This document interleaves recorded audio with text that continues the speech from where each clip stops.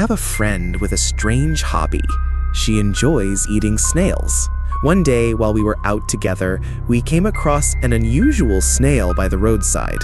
It was bright blue, completely different from any snail we'd seen before. Excited, she said she had to take it home and try cooking it that night. I warned her that it looked dangerous, but she insisted on keeping it. The next day, she didn't come outside like she usually did. Worried, I decided to visit her. When I arrived, I called out but got no answer.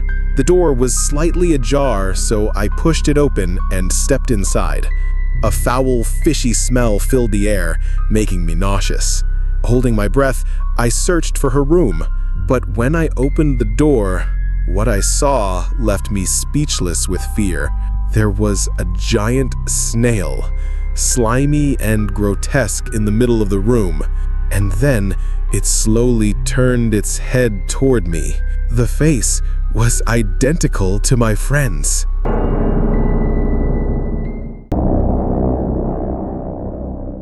Have you ever encountered someone who looked exactly like a family member? This is what happened to me. One night, I was out with friends and didn't get home until nearly midnight. I live in an old apartment building. When I got to the elevator, it wasn't working. It seemed to be out of order. The only option was the staircase, but it was dark, and I didn't want to go alone. So I called my mom and asked her to come down and meet me. A few moments later, I saw her at the top of the stairs, waving at me. Relieved, I followed her up the staircase. But halfway up, my phone rang. It was my mom. She said, "I'm downstairs now. The elevator isn't broken. Where are you?" I was shocked. If my mom was downstairs and just called me, then who was the woman walking in front of me?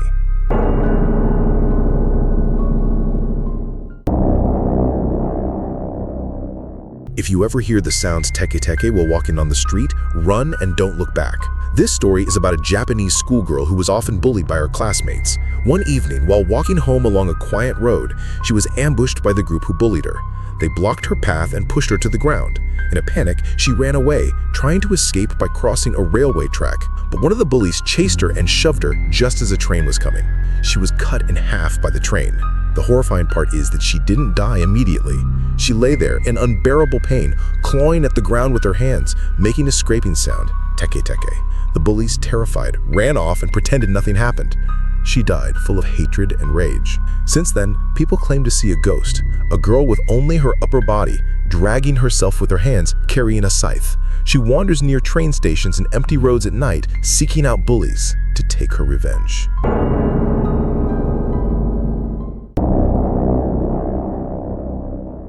Two days ago, Alex and two of his friends played with the Ouija board in a cemetery.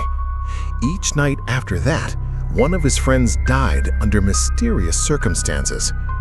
Today is the third day, and Alex, sensing something was wrong, sought help from an exorcist. The exorcist led him into a dark room with a single candle and warned him, "Keep this candle burning until sunrise. As long as it burns, you live. If it goes out, you die." Terrified, Alex carefully followed the instructions. Finally, morning came and the candle was still burning. The exorcist told him the curse had been lifted, but warned him, "Do not light any candles in your home for the next 3 months." 2 months later, on Alex's birthday, his girlfriend brought him a cake. Alex blew out the candles and made a wish. The next morning, his lifeless body was found in his house, the cause of death unknown.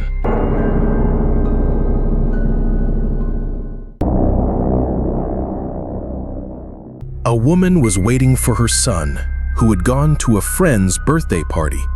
It was already past 11 p.m., and he hadn't returned. Worried something had happened, she suddenly heard a knock at the door. She rushed to open it and was relieved to see her son. He told her there had been a small incident, which was why he was late, then went upstairs to rest. Later, as the mother was about to go to bed, she heard another knock. This time, it was 2 police officers. They said, "We're sorry to inform you, but your son was in an accident on his way home and died at the scene." Shocked, the mother replied, "That's impossible. My son is upstairs in his room right now. You must have the wrong address." The officers looked confused. The address was correct, and the mother didn't seem to be lying. Puzzled, they eventually assumed there had been a mistake and left.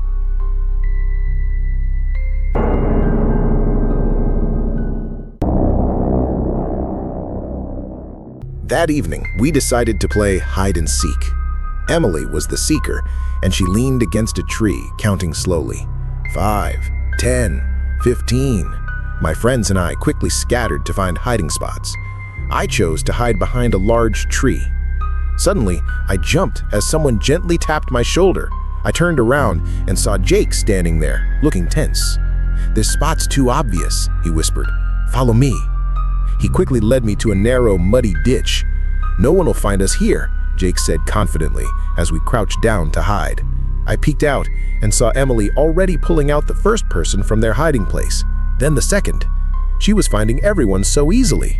But then, I saw Emily tugging someone from behind the big tree. My heart nearly stopped when I realized it was Jake. Emily had found Jake.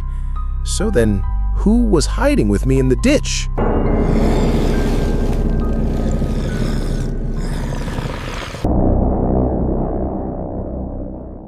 A young girl drowned while swimming in the river, and for 3 days, no one could find her body. Her mother stayed by the riverbank, crying and begging her daughter, if her spirit was still there, to rise to the surface so she could bury her properly. But nothing happened. That night, exhausted from grief, the mother fell asleep. In her dream, her daughter appeared, pale and ghostly. In a cold, distant voice, the girl said, "There's a water ghost in this river. My body won't rise until someone else drowns in my place." The mother woke up drenched in sweat, shaken by the dream. Scared and confused, she quietly returned home.